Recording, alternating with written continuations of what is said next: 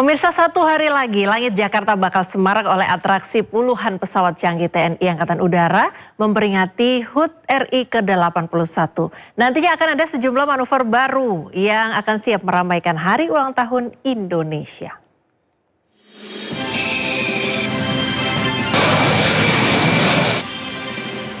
Atraksi udara puluhan pesawat canggih milik Republik Indonesia menjadi momen yang ditunggu-tunggu saat peringatan kemerdekaan RI di Istana Merdeka.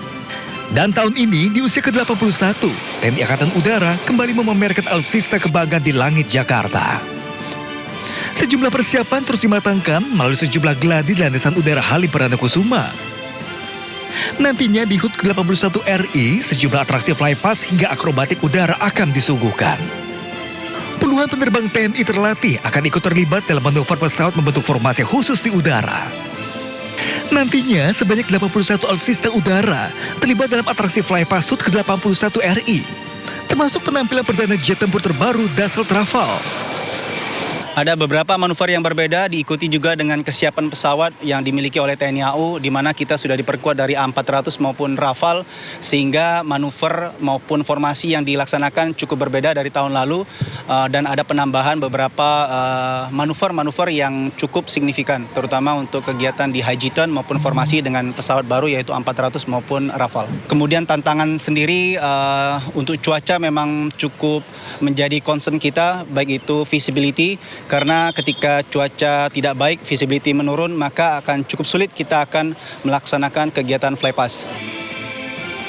Kehadiran Rafale menjadi salah satu hal yang dinantikan. Tak hanya bagi pecinta dirgantara, besok masyarakat Indonesia akan diberikan kesempatan menyaksikan seluruh atraksi pesawat dalam menjaga langit Indonesia.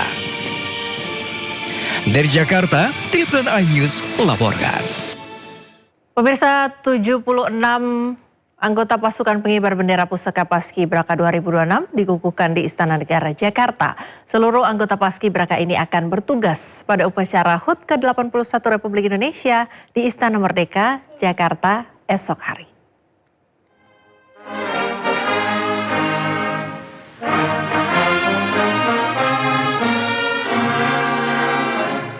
Pengukuhan 76 anggota Paskibraka diawali dengan pelantunan lagu Indonesia Raya dan mengheningkan cipta.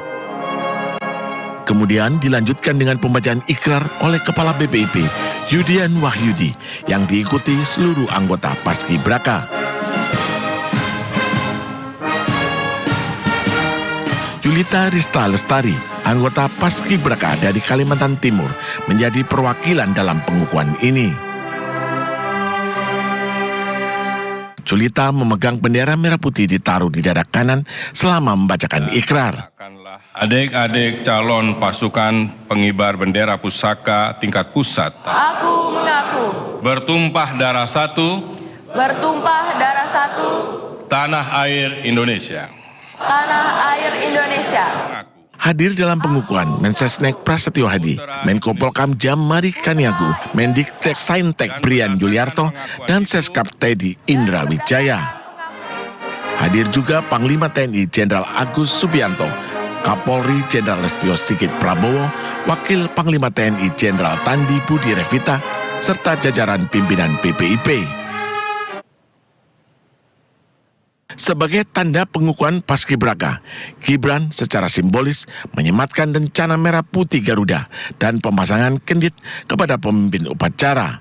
Pengukuhan selesai dan diakhiri dengan ucapan selamat dari seluruh pihak yang hadir kepada 76 anggota Paskibraka.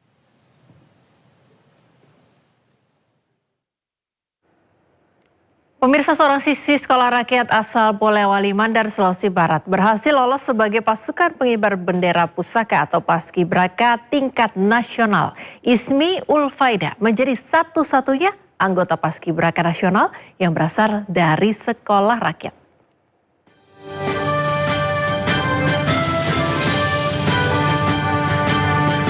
Dari rumah sederhana yang berada di Desa Bonra, Kecamatan Mapili ini, seorang siswi sekolah rakyat Ismi Ulfaida berhasil mengharumkan nama Polewali Mandar di tingkat nasional.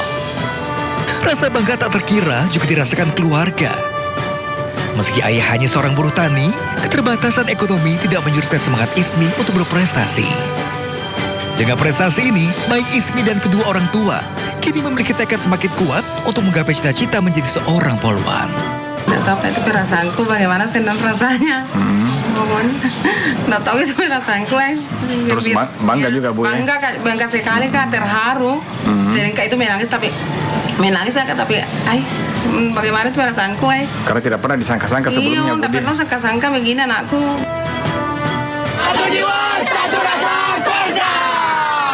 Bersama 75 siswa terpilih lainnya yang tergabung dalam Paskibraka Nasional, Ismi akan menampilkan langkah tegap dan formasi yang begitu presisi dalam mengibarkan bendera merah putih di Istana Merdeka.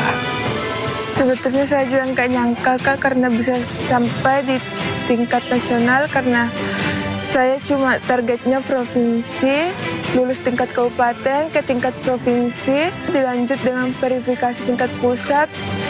Dan alhamdulillah saya lulus sampai di tingkat pusat. Biasa kurang konsentrasi Kak, kalau latihan biasa tidak fokus karena kan orang rumah.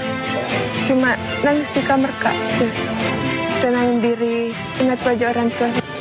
Ismi masuk sekolah rakyat pada September 2025. Dari sekolah yang diperuntukkan bagi anak-anak untuk keluarga sederhana, Ismi Lufaida membuktikan bahwa kesempatan itu nyata. Kerja keras, doa orang tua, dan ketekunan mampu membawanya hingga berdiri barisan yang akan mengibarkan sang saka merah putih. Tim Liputan iNews melaporkan. Pemirsa, kawasan wisata Monas terus berbenah untuk menyambut sekaligus merayakan Hari Ulang Tahun Republik Indonesia. Kawasan Monas menjadi salah satu titik utama perayaan HUT RI dengan menyajikan beragam pesta dan hiburan bagi masyarakat. Persiapan kawasan wisata Monas sebagai salah satu titik utama Pesta Rakyat HUT RI ke-81, sejumlah persiapan terus dikebut. Mulai dari panggung hiburan, booth-booth UMKM, dan juga rangkaian dekorasi terus dipercantik untuk merayakan Hari Ulang Tahun Republik Indonesia. Selain itu, beragam kegiatan juga rencananya akan diselenggarakan di kawasan Monas, mulai dari perlombaan khas 17-an, permainan anak, panggung hiburan, hingga pertunjukan drone dan juga pesta kembang api.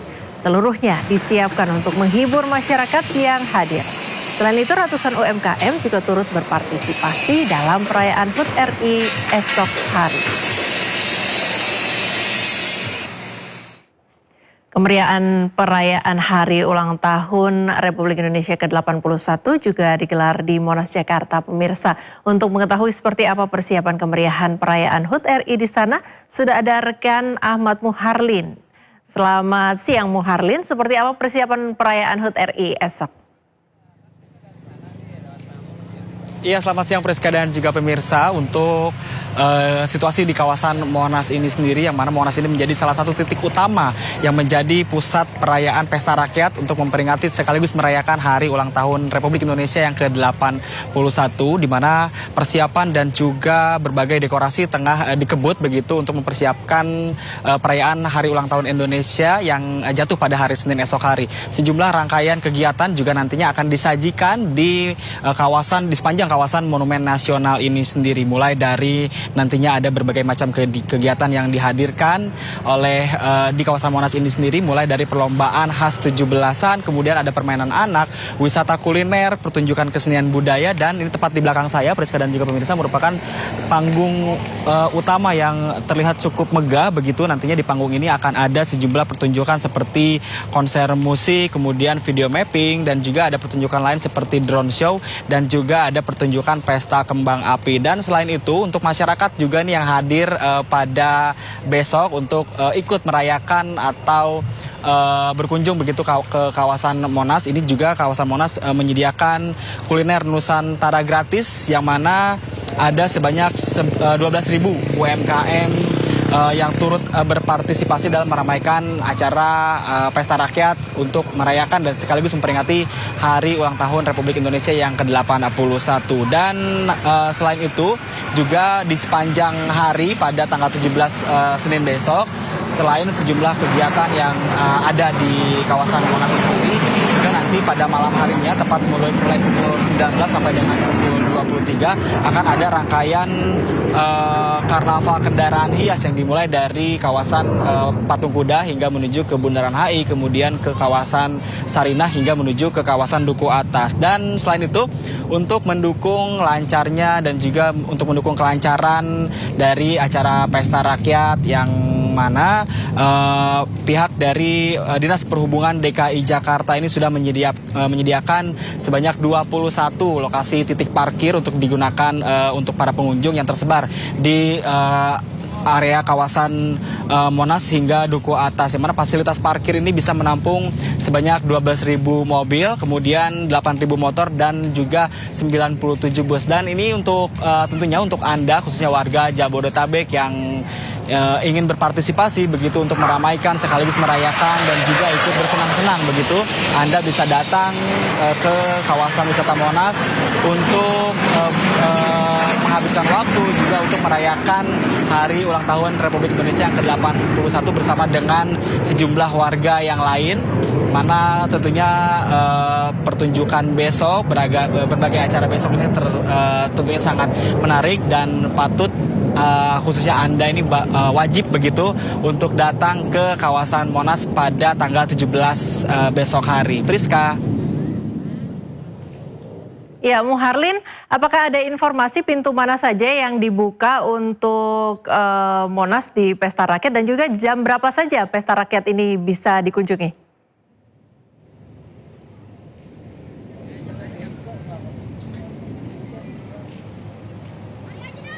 Muharlin? Ya, Muharlin, apakah ada informasi mengenai jam Pesta Rakyatnya dan juga pintu masuk Monas?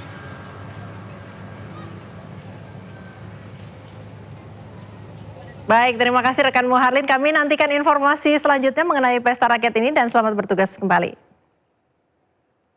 Kita ke informasi selanjutnya, pemirsa. Mensesnek Prasetyo Hadi memastikan persiapan upacara peringatan detik-detik proklamasi kemerdekaan RI di Istana Merdeka telah mencapai 99%.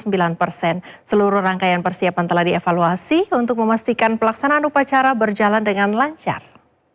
Insya Allah kami siap untuk nanti hari Senin memberikan yang terbaik kepada seluruh rakyat Indonesia. Dan dalam kesempatan ini kami selaku Ketua Panitia Nasional dan selaku penanggung jawab ingin menyampaikan terima kasih kepada seluruh yang terlibat di dalam proses, baik mulai proses seleksi, kemudian proses latihan di setiap tempat masing-masing, sampai kemudian kita berlatih bersama-sama sampai hari ini tadi seluruh unsur mulai dari peserta upacara. Pemirsa, Istana mengirimkan undangan bagi Presiden dan Wapres terdahulu untuk mengikuti upacara peringatan HUT ke-81 RI di Istana Merdeka. Namun tidak semua eks-presiden bisa hadir. Presiden ke-6 Susilo Bambang Yudhoyono yang tengah menjalani cek kesehatan di luar negeri dipastikan tidak hadir. Sejumlah persiapan terus dimatangkan menyambut peringatan kemerdekaan ke-81 RI di Istana Merdeka Senin mendatang. Selain persiapan pasukan upacara dan paskibraka, undangan upacara juga sudah disebar, termasuk pada para presiden dan wapres terdahulu. Namun hingga Kamis kemarin, belum seluruh mantan presiden dan wapres yang mengkonfirmasi hadir. Presiden ke-6 RI Susilo Bambang Yudhoyono dipastikan tidak hadir dalam perayaan HUT RI ke-81 karena tengah menjalani cek kesehatan rutin di luar negeri. Sementara untuk Presiden ke-5 RI Megawati Soekarno Putri belum memberikan konfirmasi kehadiran. Presiden SBY kebetulan sedang menjalani medical check up, sebenarnya pemeriksaan rutin aja, sehingga posisi kemungkinan besar beliau tidak akan dapat menghadiri upacara detik-detik peringatan proklamasi. Berbeda dengan SBY dan Mega, Presiden ke-7 RI Joko Widodo dipastikan akan hadir sebagai tamu undangan upacara kemerdekaan RI di Istana Merdeka 17 Agustus mendatang. Usai melayani warga yang ingin berfoto di kediamannya di Solo, Jokowi bertolak menuju Bandara Adi Sumarmo Solo untuk berangkat ke Jakarta.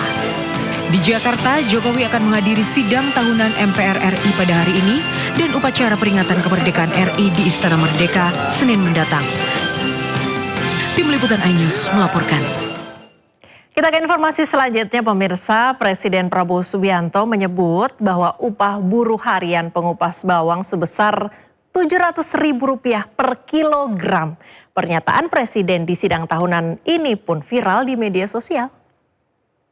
Sama kita Ibu Susana dari Kabupaten Bogor. Pidato Presiden Prabowo Subianto dalam sidang tahunan pada Jumat viral di media sosial. Dalam pidatonya, Prabowo memperkenalkan seorang buruh harian asal Bogor, Jawa Barat bernama Susana. Ia disebut sebagai buruh harian pengupas bawang yang mendapatkan upah sebesar Rp700.000 per kilogram. Mengupas bawang. Ini hadir bersama kita Ibu Susana dari Kabupaten Bogor. Ia bekerja sebagai buruh harian. Mengupas bawang dengan upah Rp700.000 per kilogram. Menteri Sekretaris Negara Prasetyo Hadi menanggapi pernyataan Presiden Prabowo terkait upah buruh harian pengupas bawang tersebut.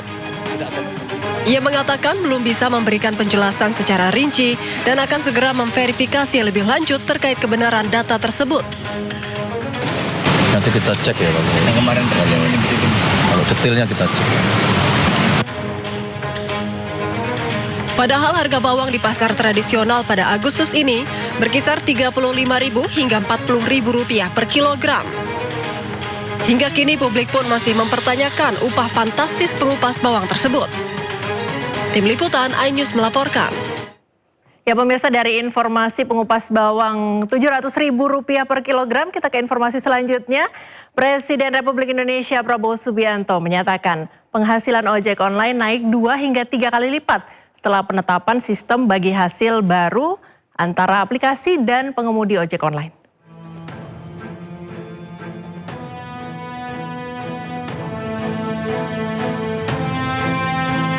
Dalam pidato di sidang tahunan MPR RI dan sidang bersama DPR RI dan juga DPD RI di Jakarta pada hari Jumat, Prabowo mengklaim perubahan sistem bagi hasil itu berdampak signifikan terhadap penghasilan para pengemudi ojol. Prabowo pun mengungkap kebijakan bagi hasil tersebut menjadi bagian dari upaya pemerintah memperkuat ekonomi kerakyatan. Fokusnya mencakup UMKM dan masyarakat yang memperoleh penghasilan melalui pekerjaan berbasis platform digital. Kekuatan ekonomi saya sebut ada di UMKM. Kita juga telah mengatur pembagian hasil yang lebih adil bagi pengemudi ojek online dan aplikator. Tadinya pengemudi ojol hanya dapat 80% dari upaya kerja mereka. Karena aplikator minta 20%. Tapi dengan rekomendasi pemerintah, saya nggak mau sebut intervensi, saya pakai istilah rekomendasi. Tapi sebetulnya ya agak intervensi juga itu. Para pengemudi sekarang mendapatkan 92% dari jerih payah mereka. Dan banyak pengemudi melaporkan penghasilan mereka naik signifikan. Ada yang naik 2 kali, bahkan ada yang mengatakan dia naik 3 kali.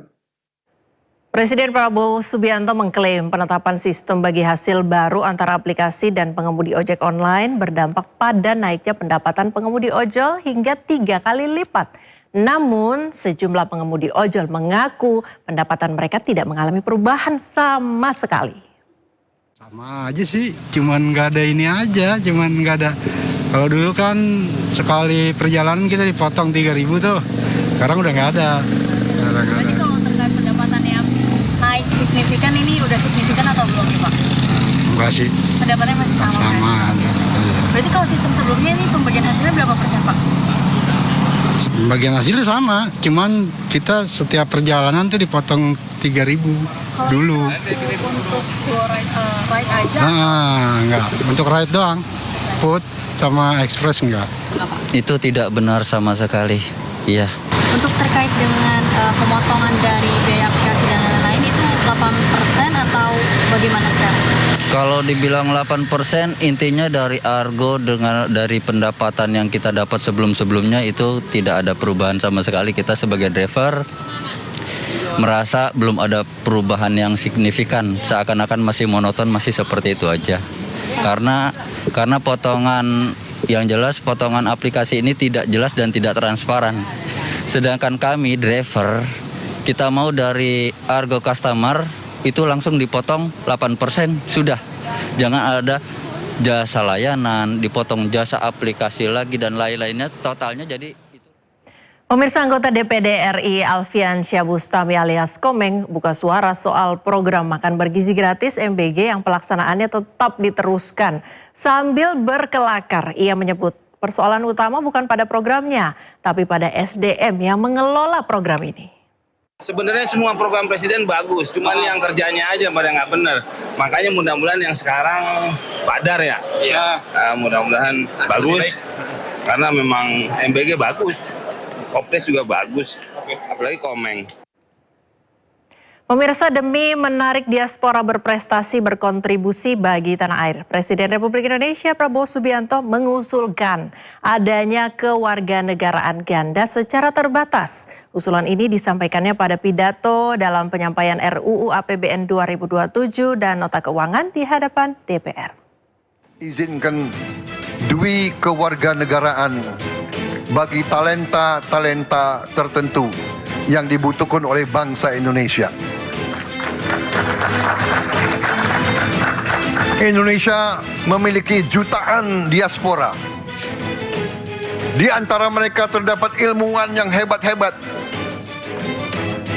Dokter, insinyur, ahli kecerdasan buatan, peneliti, pengusaha, seniman, atlet, terutama pemain bola, profesional kelas dunia. Sebagian terpaksa mengambil kewarganegaraan lain karena kebutuhan karier, keluarga, atau pengabdian mereka di luar negeri. Usulan Presiden Prabowo tentang dwi kewarganegaraan bukan tanpa sebab. Sejatinya, Indonesia memiliki jutaan diaspora seperti ilmuwan, dokter, insinyur, seniman hingga atlet. Sebagian dari mereka telah mengambil kewarganegaraan negara lain demi mendapatkan kesempatan mengembangkan karir. Melihat hal ini, pemerintah menilai bahwa Indonesia seharusnya tidak memaksa talenta terbaik memilih antara kesempatan berkarya di dunia dan ikatan diaspora dengan tanah air.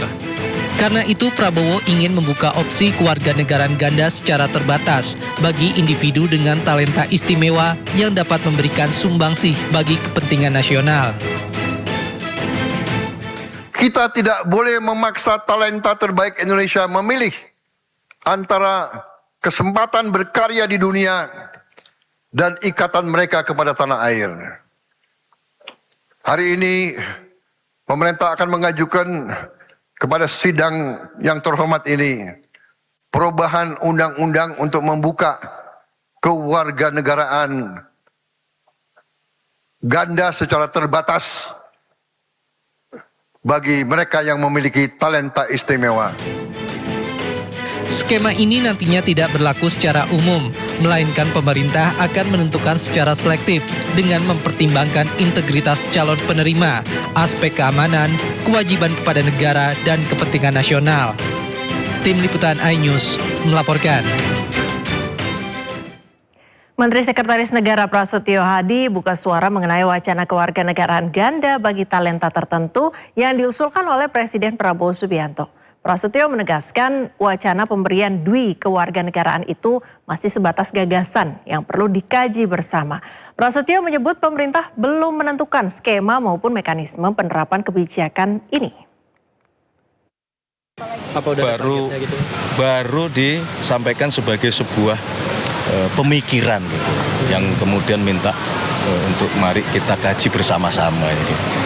Ya belum sampai kepada skemanya seperti apa, tapi yang pasti adalah pemikiran itu tentu manakala pun nanti misalnya kita setuju bersama-sama tentunya sangat-sangat selektif. Bukan kemudian sebuah kebijakan itu berlaku kemudian bisa untuk semuanya atau bisa dengan mudahnya itu. Tidak seperti itu. Iran memamerkan puing-puing pesawat militer Amerika Serikat dan Israel yang hancur selama perang. Informasi selengkapnya usai jeda, pemirsa, tetaplah di Indosiar.